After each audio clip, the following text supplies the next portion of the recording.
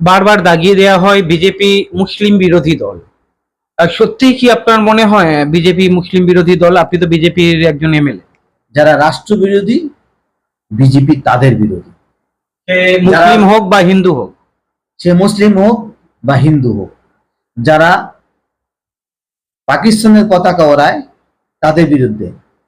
হিন্দুরা পাকিস্তানের পতাকা ওড়ায় না, সনাতনীরা পাকিস্তানের পতাকা ওড়ায় না।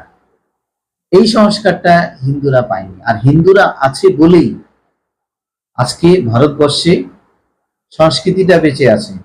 ভারতবর্ষের সংবিধানকে শ্রদ্ধা করা হয়, ভারতবর্ষের সিকুলার স্ট্রাকচারটা এখনো রয়েছে। আচ্ছা, এসআইআর বিহারে লাগু হচ্ছে, পশ্চিমবঙ্গেও লাগু হতে পারে, নির্বাচন কমিশন যতটা শোনা হতে যাচ্ছে। পারে না, লাগু হওয়া দরকার। লাগু না হলে এই যে যে দেশ বিরোধী এলিমেন্ট গুলো, রোহিঙ্গা গুলো যেভাবে রয়েছে, দেশ বিরোধী এলিমেন্ট দিয়ে করছে বিভিন্ন জায়গায়, আপনি মোথাবাড়ি থেকে শুরু করে সব জায়গায় যে দেখছেন, এদের পেছনে রোহিঙ্গাদের হাত। আর এই রোহিঙ্গাদেরকে সংরক্ষণ দিচ্ছে তৃণমূল সরকার। আর এটা না হলে পশ্চিমবঙ্গ আগামী দিনের পাকিস্তান হতে আর বাকি নেই, বাংলাদেশ হতে আর বাকি নেই। এটা হতেই হবে, এসআইআর হতেই হবে। প্রপার যারা সত্যিকারের নাগরিক, তাদের ভোট যেন সুরক্ষিত থাকে।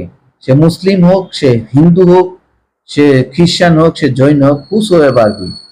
যারা নাকি ভারতীয় নয়, যারা নাকি রোহিঙ্গা, যারা নাকি পাকিস্তানি, যারা নাকি বাংলাদেশি, তাদেরকে খুঁজে বের করে তাদেরকে ভোটার লিস্ট থেকে নাম বাদ দেওয়া।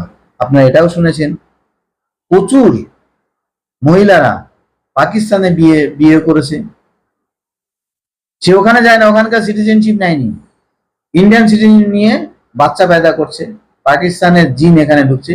সেইগুলো কি? এগুলো তো পাকিস্তানি পতাকাই তো উড়াবে। এগুলোকে খুঁজে বের করতে হবে না? এদেরকে কি আপনি নাগরিকত্ব দেবেন? বাংলাদেশের মতনই হয়ে যাবে তাহলে।